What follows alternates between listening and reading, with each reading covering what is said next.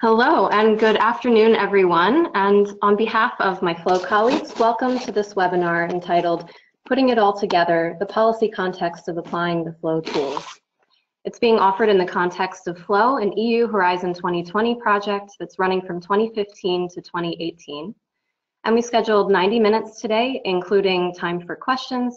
So we should be done by 3:30 Central European time. And also, just so that you're aware, this webinar is being recorded and it will be uploaded to the Flow website so that others can refer to it, and also so you can share it with your colleagues if you'd like. But first, just some basics before we get started. For those of you who are joining us by audio using your computer audio, that's great. But for those of you who are joining by phone, if you're using the phone, you'll need to enter the PIN, which you see right here.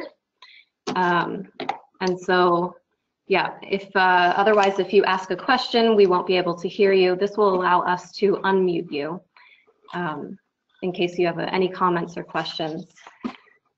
Okay, and then moving on, speaking of comments and questions, we have a number of opportunities for interaction during this webinar today.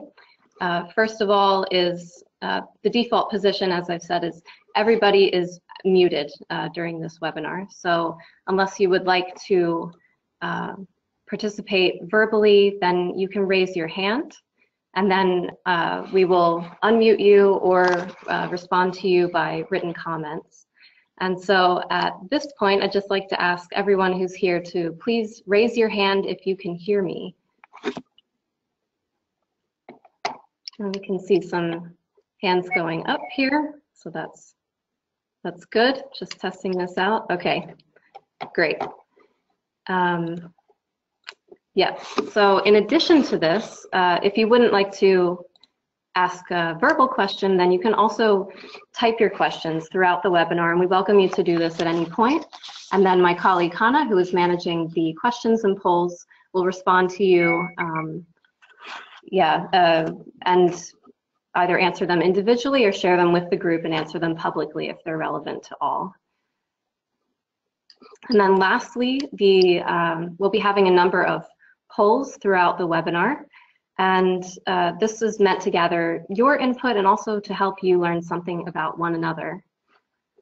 So now that we know a bit about how to interface in this webinar, I'd like to introduce our webinar team. We have my colleague Hannah Peters, who will be managing the questions and the polls. Cyrus Gomari, who is the technology manager, sitting right in front of me. And my name is Kristen Tobas, and I will be the moderator today, and I'll also be giving an introduction to the Flow project. And then as for our presenters, for some reason there's animation on this, so I will just go through that. Okay, we have 4 presenters from today. Luz is a development officer, and Caroline is a senior project officer at the European Cyclist Federation, where they help build communities to work together to promote cycling. Bronwyn is the development director at Walk 21, specializing in policy, projects, and partnerships. And Rita is an ergonomist and program manager in the Pedestrian Accessibility Plan team at the City of Lisbon. So now that you know a bit more about us, we would like to know more about you and who all is here. So we're going to launch our first poll. What sort of organization do you represent? So you should see the possible answers there. If you can just please select the most relevant response. Votes are coming in. We have about 80% of you who have voted. Just give you a few more seconds for the rest.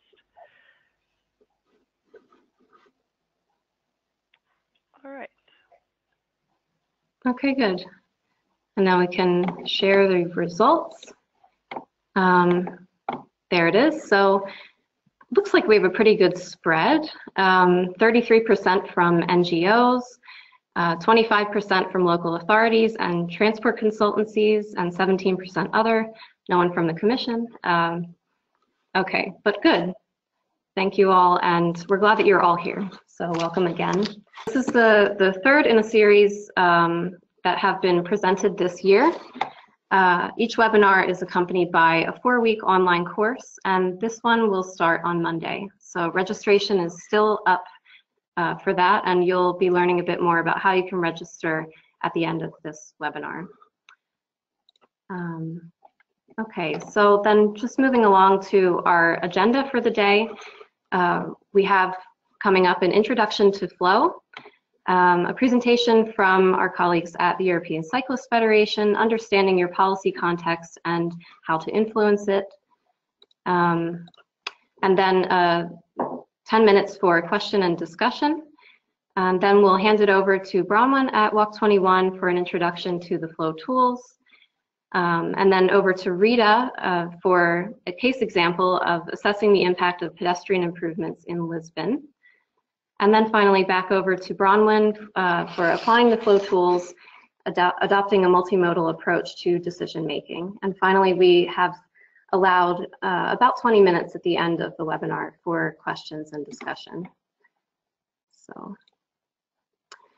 Just to give you a brief background now on flow and what we're doing and why we're doing it. Basically, we're aware of many tools that look at interactive modes of transport for their health and environmental benefits. And more recently, tools have been developed to measure the economic benefits of non-motorized transport through local shopping and strengthened neighborhoods. But until now, nobody has looked at the transport benefits of walking and cycling, and specifically, what is their effect on the performance of traffic flow? Well, the benefits are that we can develop transport-related arguments for sustainable mobility, and since it's the transport budget that is spent on walking and cycling, it's a good place to address. So what Flow has done over the past 2.5 years has been to try and bring two worlds together that we think are actually meant to be together. On the one hand, we have transport planners and local authorities working with transport models. This informs decision making and determines action. And at the same time, cycling and walking are playing a larger role in people's transport choices. And so this is becoming a larger issue, but it's not always so simple to bring these two parts together. Not everybody takes motorized modes seriously, and they don't always seem to count. And the lack of available techniques to analyze the impacts of walking and cycling measures on congestion has, in turn, often led decision makers to dismiss such measures as a means to address congestion. So the legacy of Flow is that we've brought together the two worlds at one table, but there's still a lot to do until there is a happily ever after. But what we have achieved is we've brought together from these two worlds PTV for the transport modeling side and the European Cyclist Federation and Walk 21 from the policy side and walking and cycling.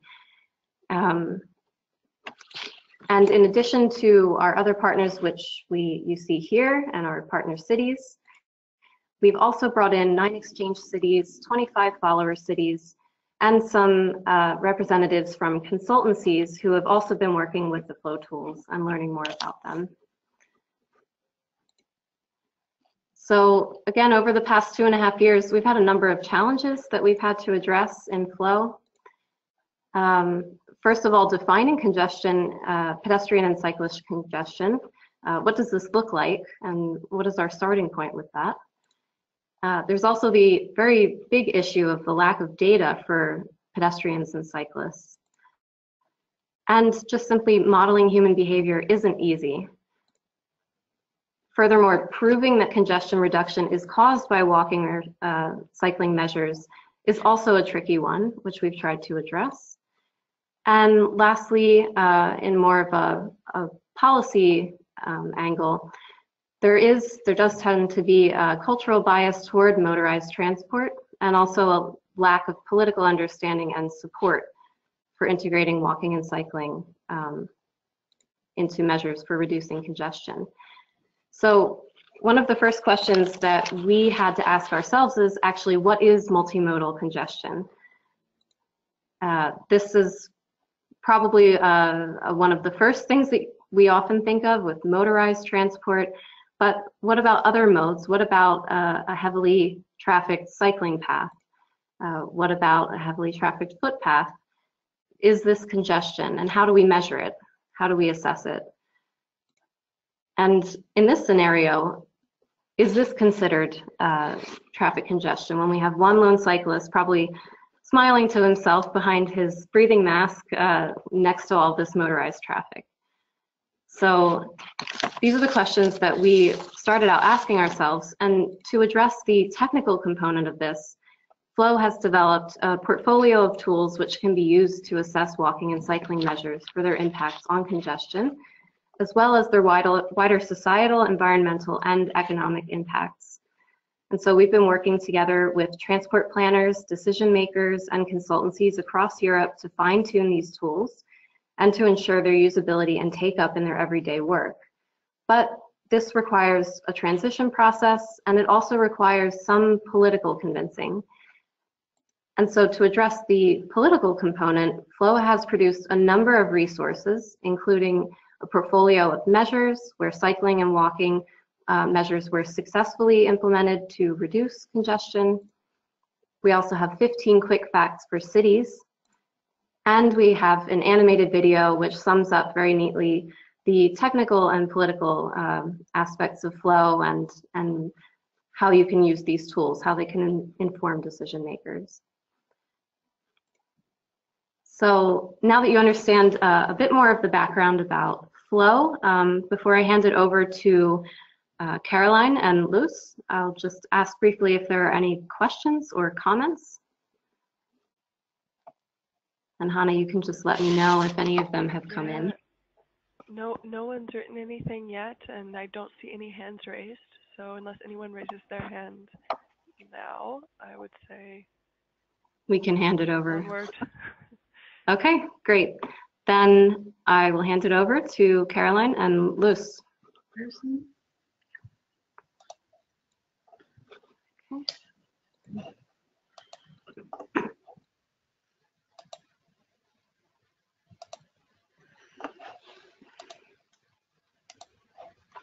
Yes, hello everybody. My name is Caroline and I work for the European Cyclist Federation. In our presentation, me and my colleague Luz, we will talk to you about setting the policy context, how you can actually understand your local policy context and things you can do to influence it. So I will be talking to you guys about understanding your policy context. And within the Flow project, we actually did a survey amongst a list of decision makers. In the end, we interviewed 100 decision makers across Europe, and the survey confirmed to us that decision makers in Europe believe that congestion is indeed an important issue and that it's actually high on their agenda. It was also confirmed that decision makers are worried about congestion whenever they are introducing new cycling or walking measures in their cities. And we also learned, or our initial hypothesis was confirmed, that they do not consider walking and cycling to be on the level playing field with other transport modes when it comes to addressing congestion. We did, however, also notice some additional findings in our survey. And one was that, in fact, decision makers have a lot of different priorities to deal with when they're making policy in their city or in their region. And as you can see in this graph, congestion is one of the many challenges they're facing with regard to urban transports. So it's important to keep this in mind whenever you're working with your decision makers. They have a lot of issues. Another initiative which was high on the agenda for decision makers, we noticed to be public transport, which is also very important to note that we somehow have to incorporate this when we want to convince decision makers of walking and cycling measures as a solution for congestion. The good news, however, from the survey was that even in cases when decision makers are worried about congestion, that they were still introducing cycling and walking measures, as you can see from this graph. So that was a positive note to end with also, that even though decision makers might be afraid about introducing walking and cycling measures and the impact on congestion, they're doing it anyway. So this is a bit of a first introduction to the policy context within the Flow project. And now my colleague Luz will tell you about what things you can do to actually go out and influence your decision makers. Yes, hello everyone. My name is Luz Holtmaat and I also work for the European Cyclists Federation. So after completing your survey, you know your city has a congestion problem. But how then, how do you know if your city is ready to implement solutions for that congestion problem? And this is actually about understanding policy decisions and policy influencing. So you can ask yourself the question, looking at cities, because they are constantly evolving, who influenced the change? Who made it happen? Why do some fantastic policies not happen? And why do some other policies that are not expected to happen suddenly become a top priority for policymakers? Well, understanding the policy making, how can you also check if your policymakers are really ready to implement the policy initiative you suggest? And if they are not ready, what can you do? We call this the how. Research shows us that you need to have actually 3 ingredients in place for policies that are to be adopted. And the first one is that you need to have a problem in place, a recognized and shared public problem that also can be addressed by a public body. The second one is you need to have a clear and realistic policy solution in place, a proposal that can be delivered in time and is affordable as well. And the third one is the political will of the key influencers should be there. The right political intentions, personal endorsement by your stakeholders. And if you don't have at least 2 out of these 3 in place, policies will not happen. So what happens then? So ask yourself the questions. Is there in my city or region a recognized problem and a shared conclusion that congestion is a problem and has to be fixed? Can the flow tools be used to set out as a policy solution? And can I demonstrate the congestion effects of cycling and walking measures in my city?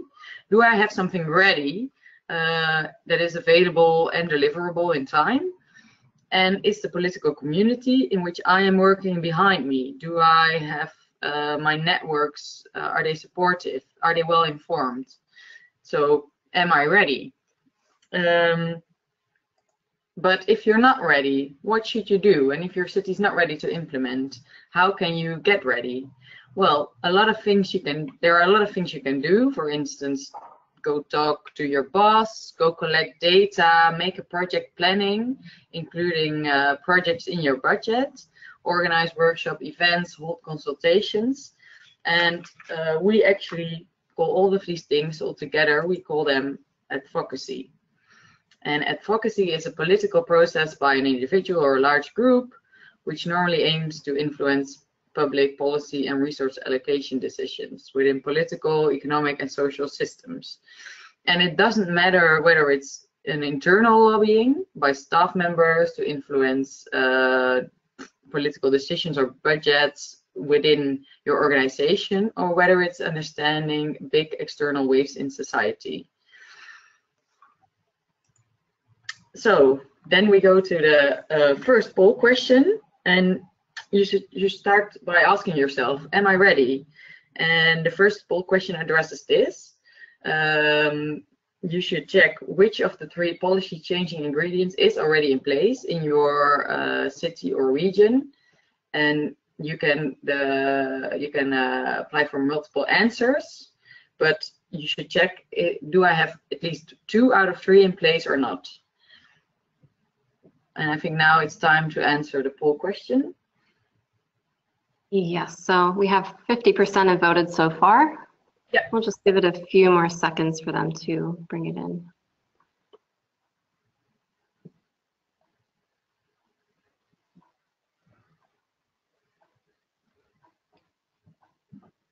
Okay, almost at 70%. We'll close it out in a few seconds, so please submit your response now. Okay, I think we can close the poll and show the results. So, Yeah. So here we can see from the results that most of you have a problem in place, 82%, but that the political solution and the political will are often not there yet. So that means that only one out of three is in place, and that means actually you're not ready. So if you go to the second poll question, and you just answered the first one by answering just 1 out of 3, you should ask yourself, are you really ready to implement cycling and walking measures to reduce congestion in your city, or are you not? And I give you some time now to answer the question again.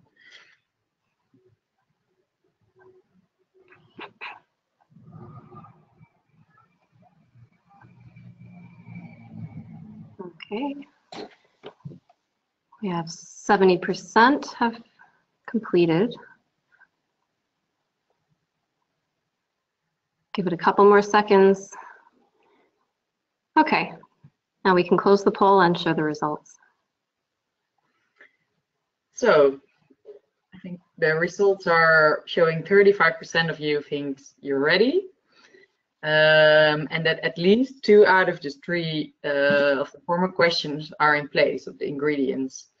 So, and for the persons that are not ready, that said no, I think it's really a good thing to join our e-course, our e-learning, where you will learn a lot more about getting ready to influence your policymakers.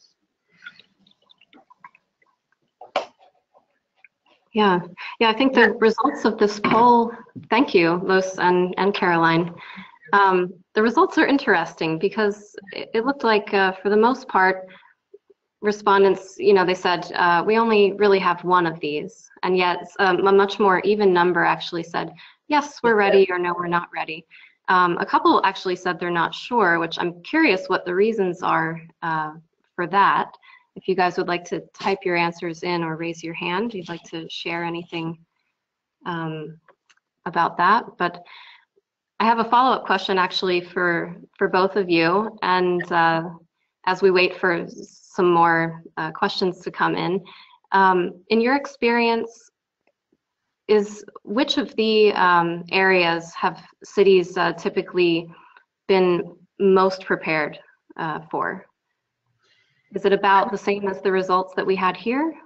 Usually the problem, Yeah. because, well, you usually start by changing policy because of a problem that occurs in a city, but the problem is with the problem that sometimes you look at it in a different way, because if you recognize, for instance, healthcare as a big problem, you say, yeah, if people don't go cycling and walking, but instead taking the car, it really has a negative effect on the health of people, and this has an effect also on the economy, etc.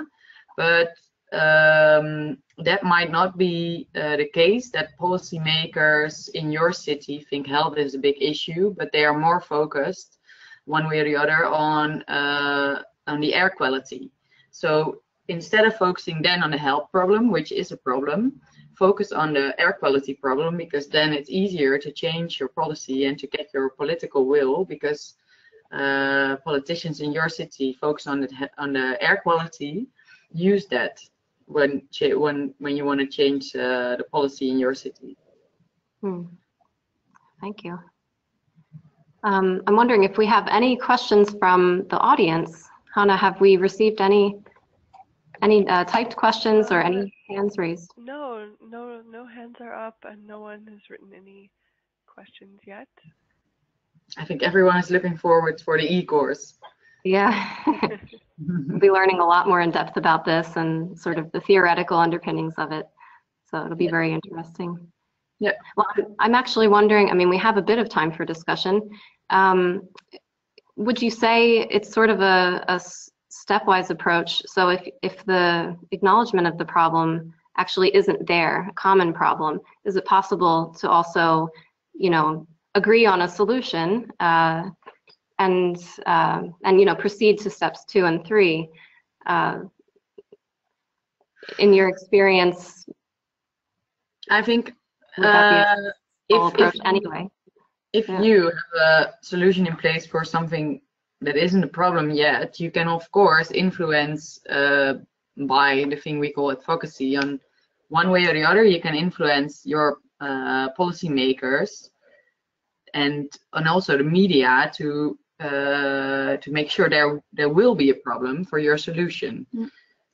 And we also say that the 3 ingredients that Luz presented, you always have to have at least 2 out of 3. So in the case where maybe the problem isn't recognized as such by society or by decision makers, but and on the other hand, you do have an already available policy solution, and you have the political will and commitment of your decision makers to actually go out and do it, then I mean, then things might happen, of course, because you have 2 out of the 3 ingredients in place, even though without having the actual problem as such recognized. Yeah. Okay.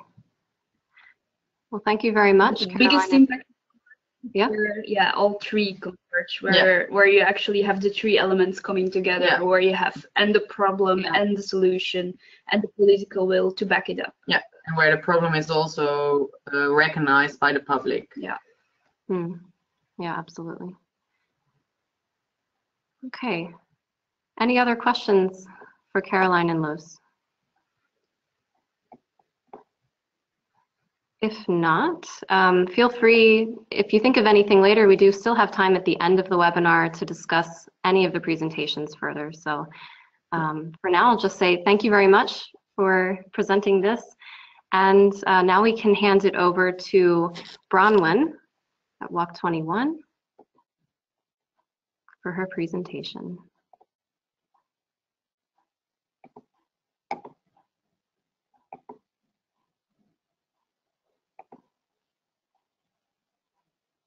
Hello, I'm just making, there we are. Is that everything set up? You Yes. can see my slide and you can see me and everything? Yes, it's all clear. Okay, all right. So what I'm, oops, sorry, here we are. So what I'm going to talk about now is a little bit about bringing together these political dimensions and the technical dimensions of the Flow project.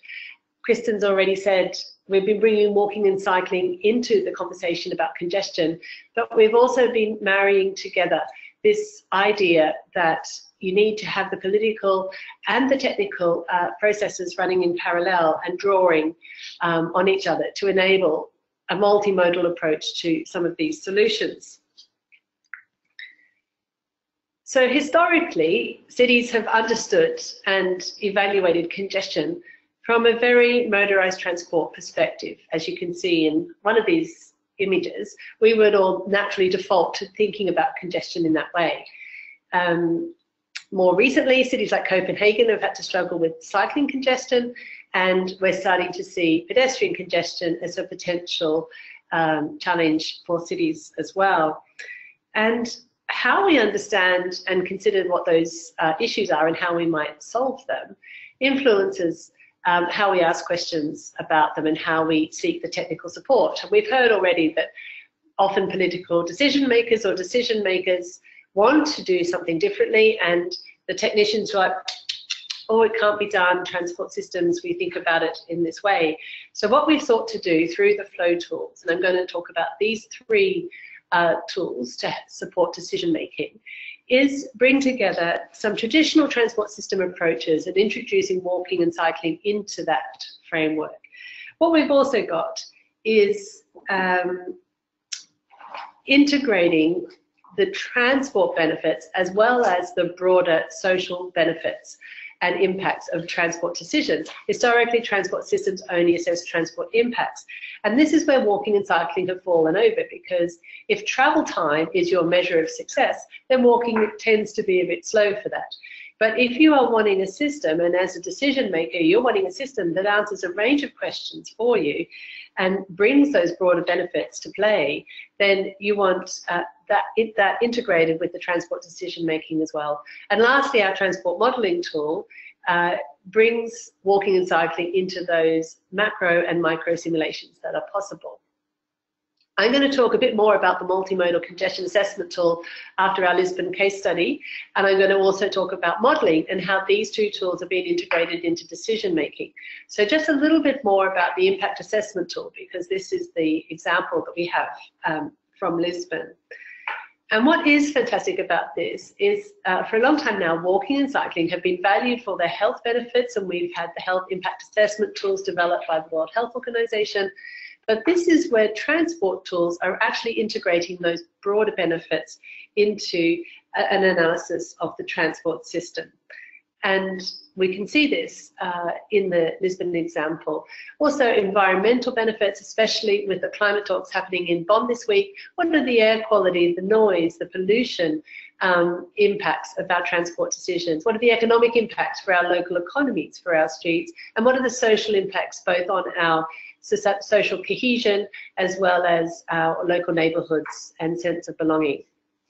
So I'm going to hand over to Lisbon, and Rita's going to share their case study about the impact assessment tool, and then I'll talk a little bit more at the end about these other two tools and how you can use them to think about congestion in your city differently.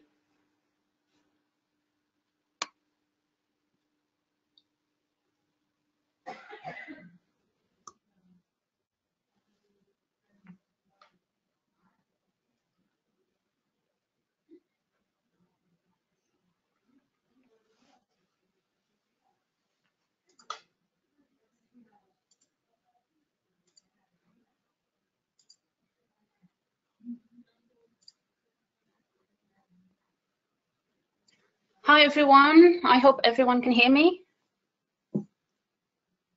Yes, we can hear you.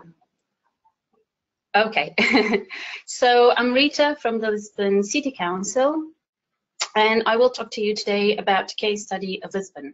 We're part of the Flow project with partners, and we've used the impact assessment tool, and I'm going to tell you about one of our measure sites. So we'll talk about the site and what our goals were for that specific site, what we wanted to improve in that area, how we achieved it. I'm going to talk a bit about how we used the tool, so what sort of data we gathered from the model and from other sources. I'll show you some of the results, and then we'll have a bit of a quick discussion in the end, and I hope to hear from you as well. So, one of our sites here in Lisbon was the street Alexandre Herculano. It's actually the street where I work at, so it was very convenient. And what we wanted to do, oh, sorry, I skipped that one. But what we wanted to do is to improve green time for pedestrians to cross the road. And on your screen now, you can see where the street is. So you have the center down close to the river, and in red you can see where the street is located. Okay, so as I was saying, we had two major goals here. So provide enough time for pedestrians to cross safely without worsening traffic congestion. And we also, to improve safety, we didn't want to have what we call a double green. So green time for vehicles at the same time that you have green time for pedestrians to cross the road. And this happens when vehicles can turn left or right. So you can either give more green time, you can change the lights. We worked a bit with a few scenarios, and I'll show you in a bit. Okay, and how did we go about doing that? So we thought, okay, we can change the infrastructure, and we can change the green the green light time for pedestrians. I'll show you how we changed the infrastructure in a bit. Sorry. So what did we do here? We defined several scenarios for this area. So how do we want to change? Do we change the road? Do we change the sidewalk? Just just the green light times. We defined a few ones. We conducted traffic and pedestrian counts on all sides. And why this is important? Because to model the area, you need all this data, several types of data per mode, pedestrians, cycling, not just motorized traffic. And after modeling several scenarios, we extracted the data. And with the data from the model, we filled in the impact assessment tool. And we compared the results for several scenarios. And this is why the tool is so important, because as Bronwyn was saying, it brings together a lot of variables, environmental, economic, and it puts walking and cycling at the same level as motorized traffic. And you can compare the results with all these variables in just one tool. Okay, so to show you what we did. So this is the street we were working on, and that we defined the scenarios. I'm going to quickly show you two of the scenarios, what we thought of doing. Okay, for scenario A, so what the area that you see in red was road, and this scenario we thought, okay, this area will become a sidewalk. So what will happen is that people to cross the road, the distance becomes much smaller. Okay, so you act on bottlenecks and curve radius. Comparing with scenario B, you do that, but you also change the green light time for pedestrians. And we compared to see, okay, how does scenario A work and how does scenario B work, and how did they do? I wanted to ask, I wanted to run the first poll before I move forward. And maybe Hannah, you can turn question number 1. Okay, so the question is launched. Is launched. Okay, so the question is, how does, if your city council models motorized traffic and soft modes? So if yes for both, yes for just for motorized traffic, just for soft modes, or no, or you don't know.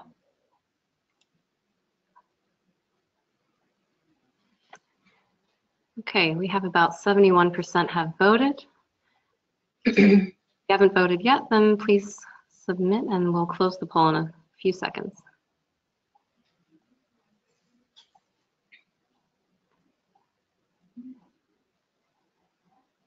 Okay. Good. We can close and show the results. Okay, so we can see that the largest percentage is yes, but just motorized traffic, so that's 45%. And then followed by I don't know, by it's 35%. 10% said no, and 5% each said yes, both, and yes, but just soft modes, cycling and walking. Can you please remind me the percentage for yes for both? Yes for both is 5%. Okay, so the majority is just for motorized traffic? Yes. 45%? Yeah. By far, okay, yes. So this is, I just wanted to emphasize here why the impact assessment tool is so unique and important, because the data from modeling pedestrians and modeling soft modes and cycling comes in the same tool as, oh, let me just take myself from the screen. Okay. So that's why it's so important, because it brings these soft modes to the same level as motorized traffic. Okay. So going back to the measure that I was telling you about. So when we acted on the bottlenecks and the curve radius, this is the before scenario. So pedestrians had to cross about, can everyone see me? I'm having a strange notice here. Okay. So pedestrians had to cross 18 meters, okay? And the after scenario, okay, so this is what we did. You have to cross only 5.5 meters, more or less. So this is a special situation because we've done construction after already. So just to compare side by side what we did. Okay, so we have other scenarios, but for this case study, I'm showing you just two because they're quite easy to compare. Okay, and we also acted on the green light times, and I'll show you the results at the end. So after modeling the several scenarios with Vicine and the help of PTV, we extracted the data from the models to fill in the tool, and we went through this target system. So we had data for what we call society, data for public financing, for economic aspects, for transport, and for the environment. I'm just going to quickly show you a few examples of what that data really is. So for the society target system, we collected data for runovers and collisions. So what sort of accidents, were there light injuries, were there severe injuries in that area? And I just copy pasted here a bit so you have an idea how the tool looks like. I put here just if there were any deaths, but there were none in this site, fortunately. And for the scenarios, you have to project what you think the change will be.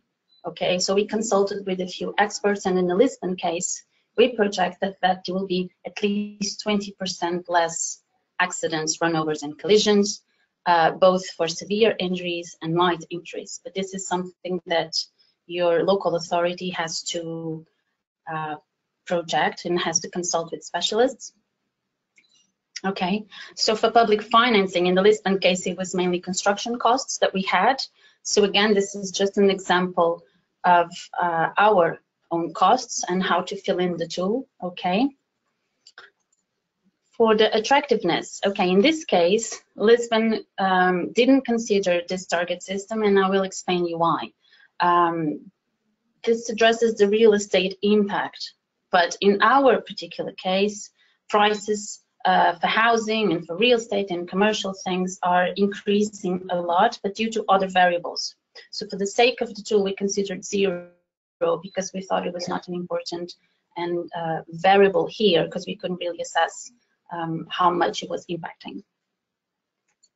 Okay, and for transport performance and environment, the data that you extract from the modeling, it will fit in the tool for a lot of things. So I give an example, further ahead. For instance, depending on the type of vehicles you have in the area, the type of fuel, the speed, the travel times, and travel times is again calculated by the model. The tool will tell you environmental costs. How much time do you lose in traffic? What sort of pollutions? What sort of emissions? So the modeling will tell you travel times, and the tool calculates that automatically. You don't have to do it. You just put the data, and the tool has all those formulas behind. Okay. Okay, so just to summarize what sort of data we used model data for the environment, transport performance, and economic, for instance, energy consumption, and we used other data. We had to look for injuries data, we had to look for public financing data, quality assessments, those sorts of things. Okay, and now maybe we could run poll number 2, please.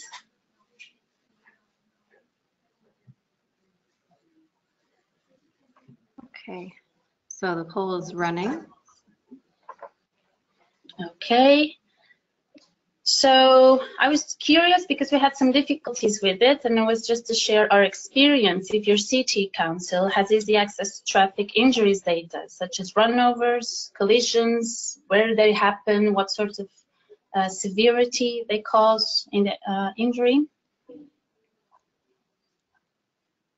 So it's yes, but you can take a while to get it because another organization perhaps has that information, or no, or you have easy access to it, or you don't know. Okay, we have 74% who have voted. We'll just leave it open a couple more seconds. Okay.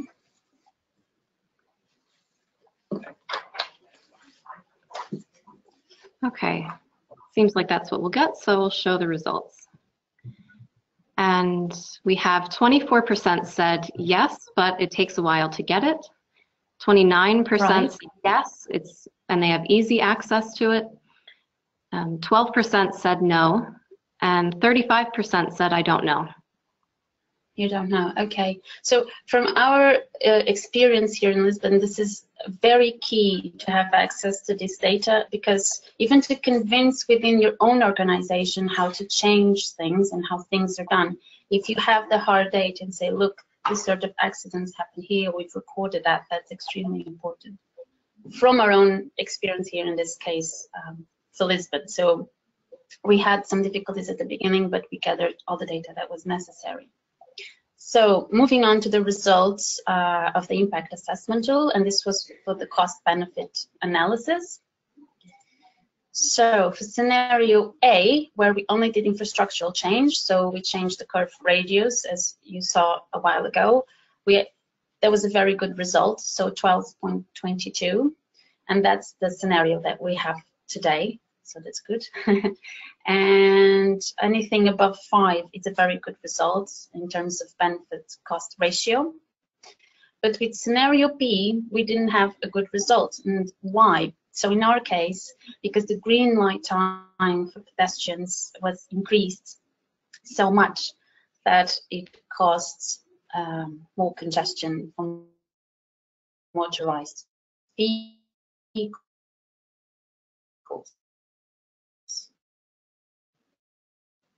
And that with the extraction. So the 12.25 for the first scenario. Sorry, Rita, can you and just a negative result for scenario B. So this is something we have. Sorry, there was a bit of a cutout there. I just want to be sure that everybody heard what you said. So if you can just back up a bit to the part where you discussed the scenario B result. The last thing that you said about scenario that. B. Oh, sorry.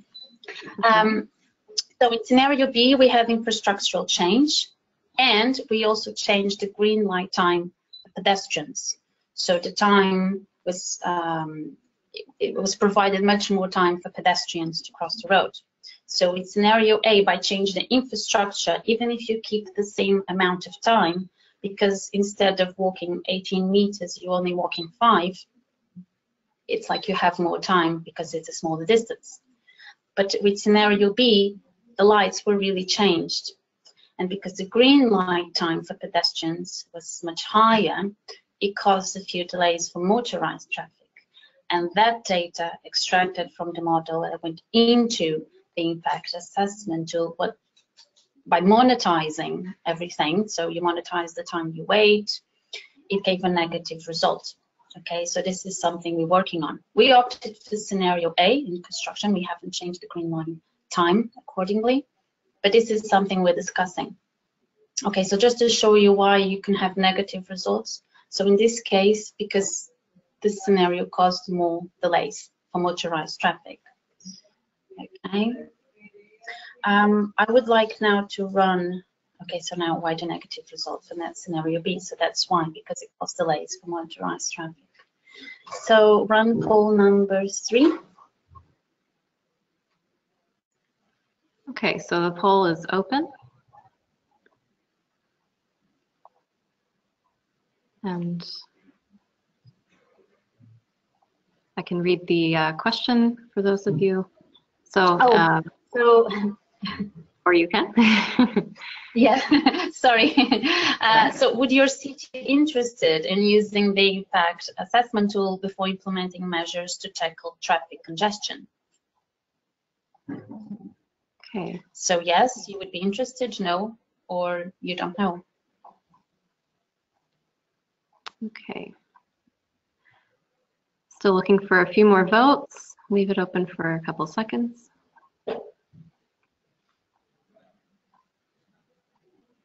Okay, seems like that's all the results we'll get. So looks like we have 31% said yes, they would be interested in using the impact assessment tool before implementing measures to tackle traffic congestion specifically. 6% said no, and 63% said I don't know. So it seems like maybe you'd like some more information about the impact assessment tool. That might be the case. I mean, you know, you've seen this one example. It's a very specific example, illustrated very clearly, but if you'd like more information, we actually do have a course, a previous course, which is still publicly available to you on Mobility Academy, where you can learn in much more detail about the impact assessment tool and actually work through it hands-on. So I can just say, if you're interested, then at the end of this webinar, I'll let you guys know how to register there. Yes, I think that would be great for those listening out there. So if I have, I don't know if I have enough time for to run another poll before my last slide. Sure. Sure, okay. So this would be the same question, but now in terms of soft mode. So would your city be interested in using the impact assessment tool before implementing measures to promote soft modes? So now using the tool before implement cycling and walking measures. Yeah. So it could be to have an area with shared space, you could create a new cycling lane, it could be something to improve pedestrian safety, it could be to tackle congestion specifically, so many options. And again, the same answers, yes, no, or you don't know. Okay.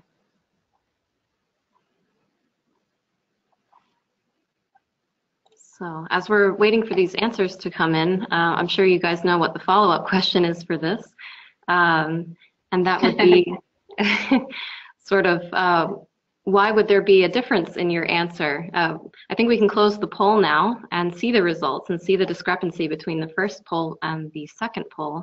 Or, yeah, right. Okay. So we have 53% said that yes, they would use the impact assessment tool for implementing soft mode measures. So that's much higher than before. 13% said no, and 33% said I don't know. So this time we got a more positive response specifically for cycling and walking measures. Yes. If any of you would like to let us know why the different response between the two polls, in what context you might use it in your city, that would, I think, could be interesting for discussion. We can either discuss it now or at the end after these presentations. Maybe I'll just go through my last slide and we can open a discussion for everyone. How does that sound? Sure, yeah, can do that. Okay, great. So after having these results, and I'm just showing you two scenarios, we had 4 scenarios for this area. Things are not always perfect in the process, so we realized we had to pay attention to other issues as well. I'm going to open for discussion. So we are still working on it on other measure sites here in Lisbon. So how can we work to have data that we can use for modeling on changes that can happen in modal share, traffic volumes, and pedestrian use of public space. When you change a certain area and you make it more pleasant for pedestrians, or you create cycling lanes, you somehow need to have some information on how the use of the area is going to change, and it has to go into your modeling so you can have the most reliable possible data that you can extract that data to use on the tool. So we don't have perfect answers at the moment. We're working on it. If any of you are working on it, please, we love to hear from you how you're working on this and what sort of information you have. So this is what we're doing right now for our other sites so that we can choose the best scenario before we go through construction. And I welcome any emails or questions you can have at the end, and thank you very much. Okay, thank you, Rita.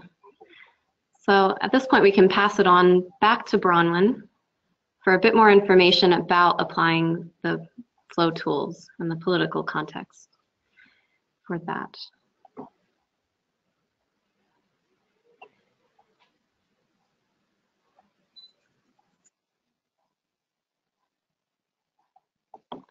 Bronwyn, we can't hear you. All right, there we go.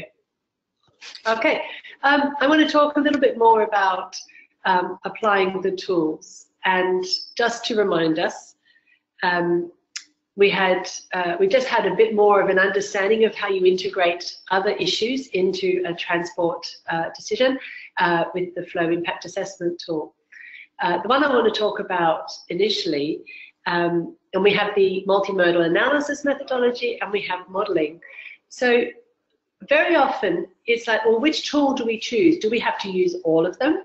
What answers do these different tools give us? Because very often, if you're not the technician using the tool, but you're the person who wants to understand the system, it's the question you ask that determines the answer that you get. So transport system performance tools generally answer questions about how can we quantify what we term congestion? How do we measure it? How do we know that we've actually got congestion? And what are those tools for measuring it? And I'm going to talk about that in a minute. Transport models actually help us predict what will happen if we change something. So we can put different variables into a transport model and see those results. So if we change a street layout like you've seen in Lisbon, how will that impact on traffic movement? And then the impact assessment tool, which you've just heard about, helps us evaluate our options in robust and transparent ways and bring those broader impacts in, as we've talked about. So it's always, it sounds silly, but the question you ask will determine the answer and the tool that you seek to answer those questions. So transport system performance, I'm not a transport planner, so I can't talk about this from a technical perspective, but there's some critical factors that you need to understand. Essentially, transport, there's a few measures. One is, what is the demand on the space relative to the space that's available? And what is the amount of delay relative to what's perceived as an expected journey speed if there was no blockages by sheer volume of other traffic in the way? And then the level of service is quantitative measures to get a standardized form, and then that determines what level of service you can provide on different network elements. But the things I want to talk about is demand and delay, because what we're trying to do at Flow is to look at things differently. So what if we took this vehicle-centered approach and applied it to pedestrian movement?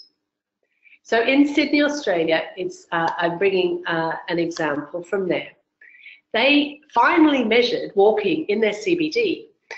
Data, this shows up how important data is. And what they found was that the demand on the space was that 92% of journeys in the central business district are walked journeys. But here's the killer statistic. 52% of journey time is spent waiting to cross the road, which is delay. So in a traditional transport model, you have incredibly high demand in the space and very poor performance of the system in terms of journey time, because 52% of a journey is spent standing still, like these poor chaps here in Australia. That's actually Melbourne, which confuses you, I appreciate, with Sydney, but it's such a great image of people stuck to the spot waiting to cross the road. Now, we haven't historically considered pedestrian waiting time to cross the road as a congestion issue or a journey time issue because we prioritised motorised traffic. But what if we did model people instead of vehicles? What if we did take this approach? And this is where our Dublin city, partner city, has done a very interesting process.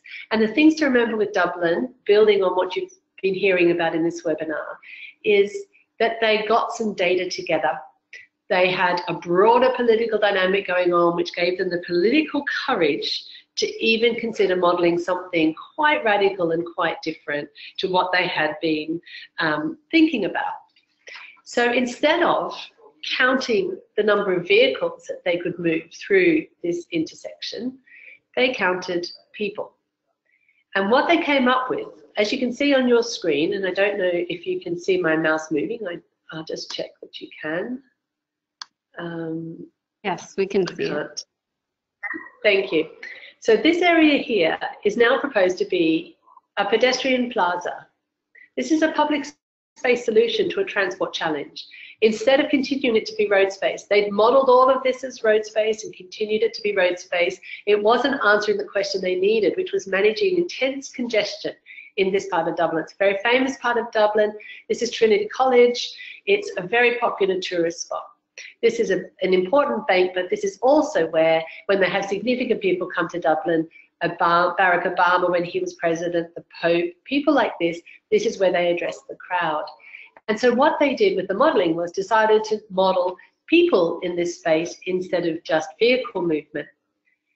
And what they found out was this, that if they actually introduced public square, they could improve the transport performance of this part of the city by moving 700 more people during rush hour. Now, this is a great result because, as I said, Dublin had the data, critical factor. They also had the political will to actually run with the idea.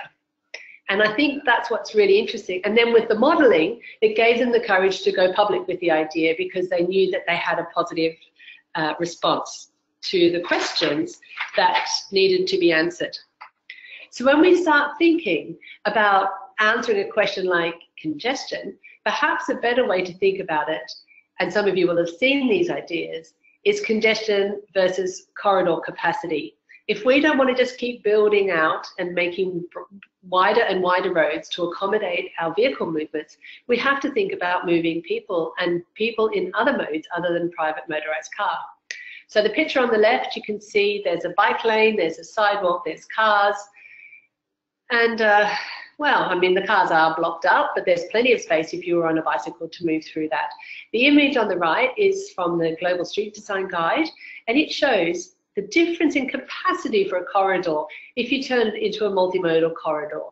And you can see it's a shift of 12,500 people per hour to 30,000 people per hour.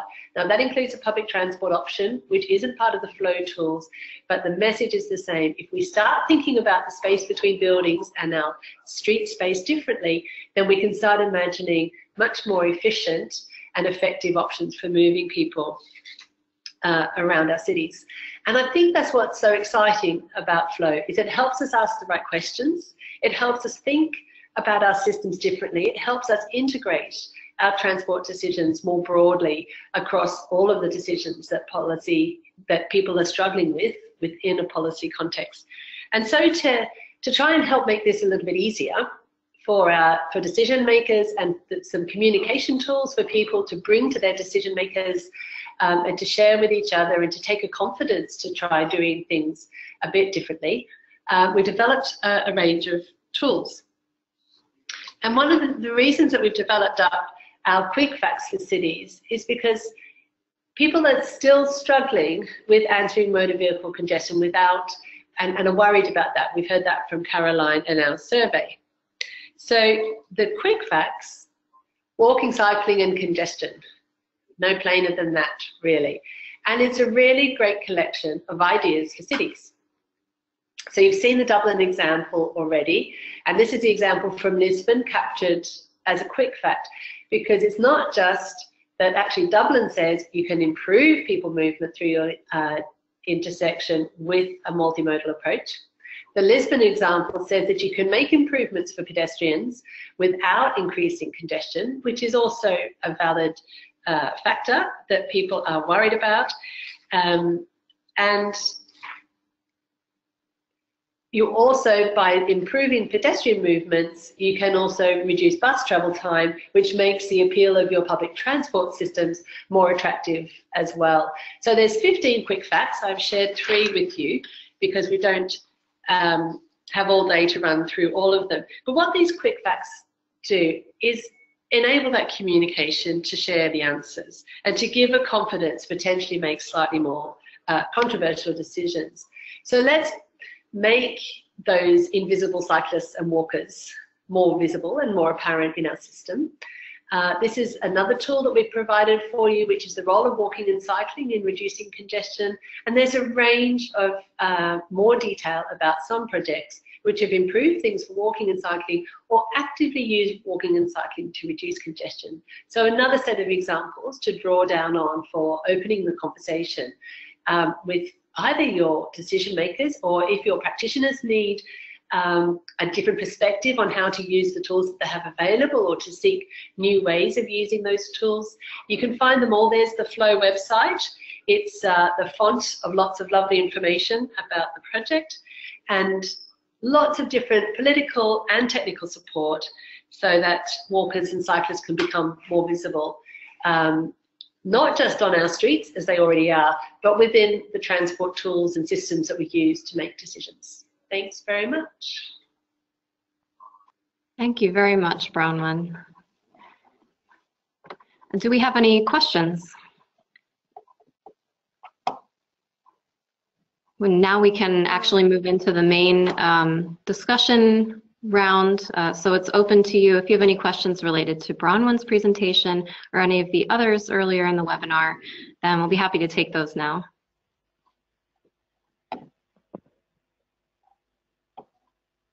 If anyone wants to raise their hand and say their question out loud. Kristen, can I add something to it? Sure, yes. Rita. So when in the while we're running the poll, so the use of the impact assessment tool, the answer was much higher for using it to promote soft modes such as cycling and walking than just to tackle traffic congestion and perhaps thinking about motorized vehicles only. So maybe some of you have answered yes for one and no for the other. If you want to just share with us your ideas, I think that would be great. Yeah, absolutely. You can either raise your hand or type your response if you would like.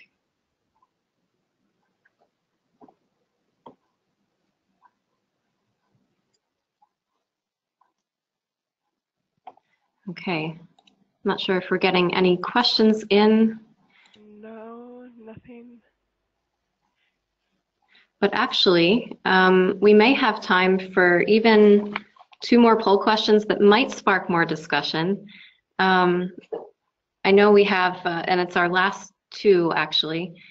So if you would be all right with launching another poll, we can do the last one. So when thinking about a traffic challenge, which of these modes do you consider as part of the problem? And you can take all that apply.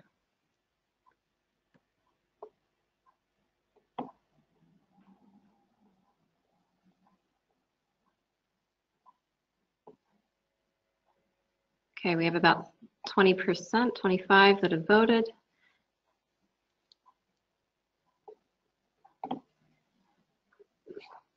That's what people are voting as well. It's Bronwyn. I just wanted to say that we explore the tools and how to integrate them with decision making much more in parts 3 and 4 of the e-learning course. So once again, if you want more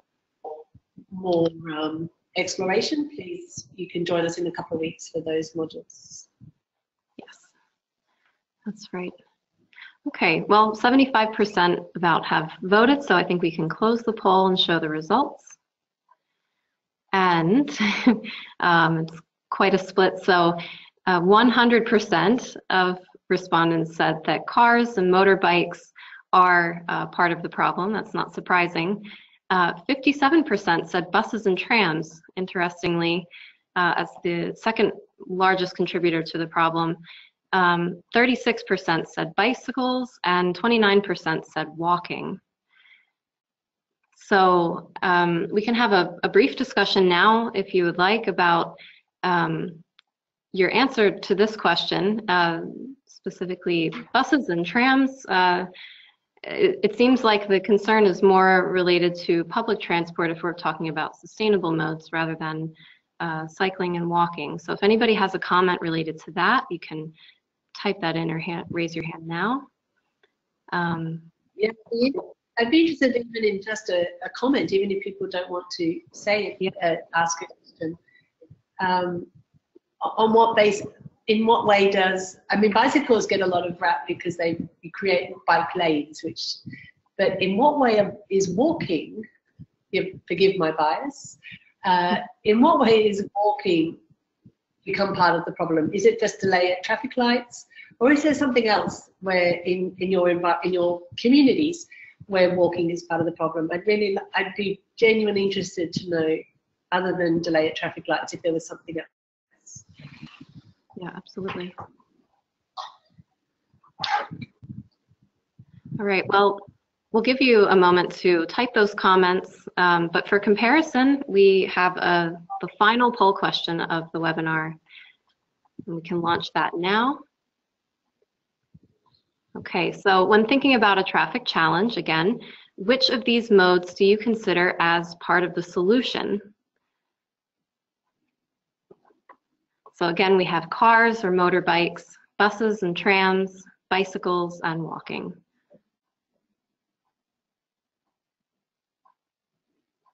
I fear that putting this at the end will bias their responses, but it'll be interesting.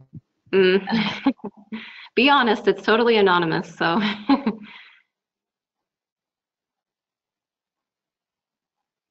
Okay, just a few more seconds. We have about 70% who have voted.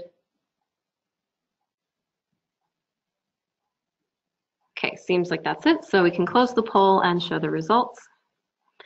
And it seems to be almost inverse. So 17% actually said that cars and motorbikes can be part of the solution. 92% said buses and trams. 100% said bicycles, and 92% said walking. So there's an interesting discrepancy there too between cycling and walking for a solution. And it's also interesting to note that buses and trams are seen as such a large problem and yet also such a large solution. I know it's not the direct focus of the Flow project, but if anybody has any comments about contrasting these two results, we'd love to hear that from you now.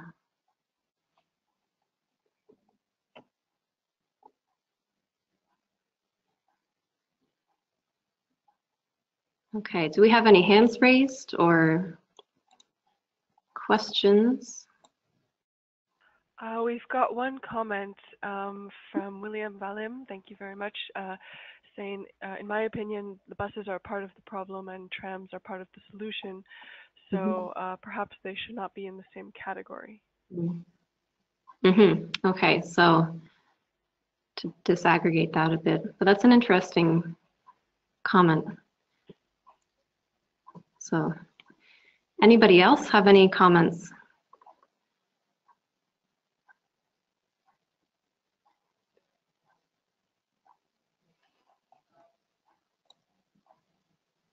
Okay.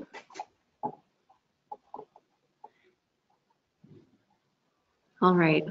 Seems we're not getting any in. So we can take any last comments from our presenters. If you have anything that you would like to discuss or leave as a final thought, I think we could take that opportunity now to do that. But before we launch into that, I just wanted to share one other comment, which is that the present condition of public buses and stations are part of the problem, but with improvement of the fleet, information on the bus stations could be part of the solution. Another comment received. Okay. Yeah, so the information side.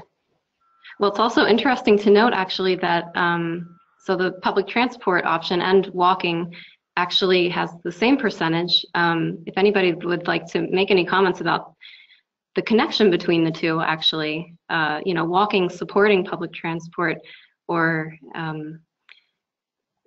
anything sort of connecting these modes, or how do they contrast with each other in terms of solutions or work together in pairs.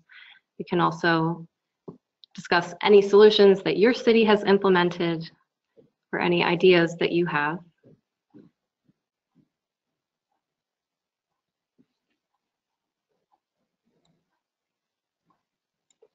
I would just hate to state the obvious, but most likely to use public transport, people have to walk. And many times those 5-minute routes that most people take are quite forgotten when planning public transport. So that's also an issue. I don't know if some of you there work with it, but that's walking too. Walking is just not leisure walking. So when we talk about public transport, walking has to come with it. I know Bronwyn is on that side, and she's probably much more eloquent to talk about it than I am, but one cannot be dissociated from the other. You're absolutely right, Rita. And the thing I was going to add is that what happens, it's a very important point, if you go out to start collecting data and want to understand what your mode share and what your volumes of movement are in the community, because very often what happens with surveys about movement is that they ask for main mode. And when they ask for main mode, it defaults to the motorized mode. So a public transport trip will be recorded as a bus journey, but the walk to the bus stop and the walk from the bus stop will not be counted. And then there's a lot of debate about, and then there's a lot of debate about how long is a journey. Like, if you get off the bus and walk half a block to your building, does that count? How long do you have to travel? How far do you have to travel for it to count as a journey? And you have to look at these in different ways, because very often you spend more time walking to and from the bus stop than you do actually on the bus, albeit the distance you travel on the bus is longer. The amount of time spent can be longer on foot. And you do need to take this slightly more refined approach to gathering walking data. So I flagged that up for listeners, that it's not just about gathering data, but how you gather that data, and picks up on the issues that Rita presented very critically. And walking is the hardest one because of its integration with modes and its short and long, short distances and longer journey times. It doesn't fit traditional transport assumptions and processes. Yes.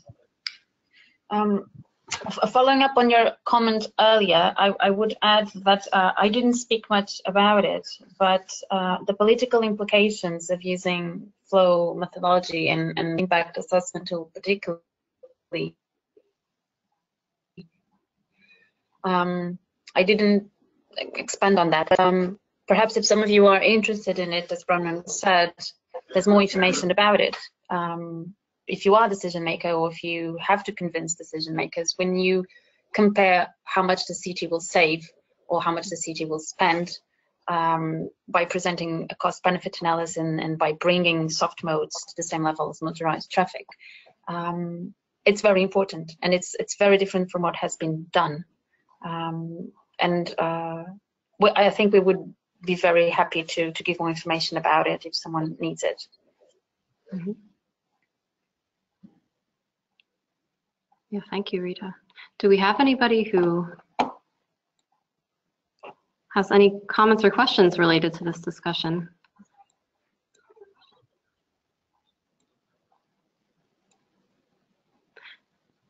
Okay. Well, thank you very much to all of our presenters for this food for thought, and I think we've had an interesting discussion here around applying the flow tools and the policy implications for this. If you're interested in more information on this, I can actually take back the screen and give you some more information about our e-course. So please just transfer the screen to me. Okay. There we go. All right. Okay, so I mean, we hope that you found this webinar useful for your work. And again, if you're interested in more in-depth information, we have plenty of that to give you over the next 4 weeks. We invite you to register for the third and final Flow e-course, and it opens on Monday, November 13th, runs for 4 weeks again, so till the 8th of December, and you can work on it in your own time, at your own pace. So the course moderators from ECF, from Walk 21, and from Polis will be visiting the course forum regularly to interact with you and to ask and answer questions. So I can show you now how to actually register. It's actually quite easy. So we encourage you right after this webinar, if you would like, to go to mobility-academy.eu and just click on Create New Account, which is circled here. And then you'll just fill in the requested fields and click Create My New Account at the bottom. And then you'll receive a confirmation email. So you may need to check your spam folder for that just in case. And you just need to click on the link in the email to confirm your account. And then return to mobilityacademy.eu and log in. Access the Flow folder. And then you'll see 3 courses. So as I've mentioned, this is the 3rd course in a series of 3 courses. So the only one that will have active moderation now starting from Monday is this 3rd course, Putting It All Together, the policy context of applying the flow tools. But if you're also interested in more information on flow and transport modeling, looking more in depth at the tools, or the overall flow approach, those courses and the content are still available to you, but they're not moderated, just so you're aware. So once you've accessed the course, you can just click Enroll Me, and then you'll receive another confirmation email about your registration for that specific course. And optionally, you can follow the link provided and update your profile. But after that, oh, formatting got really messed up, but once you're enrolled, basically, you can access the course at any time using those direct links. And this presentation or this information here is actually available also on the Flow website. So if you'd like to see it again, just go to our website, h2020-flow.eu, and then it's the Learning and Exchange page.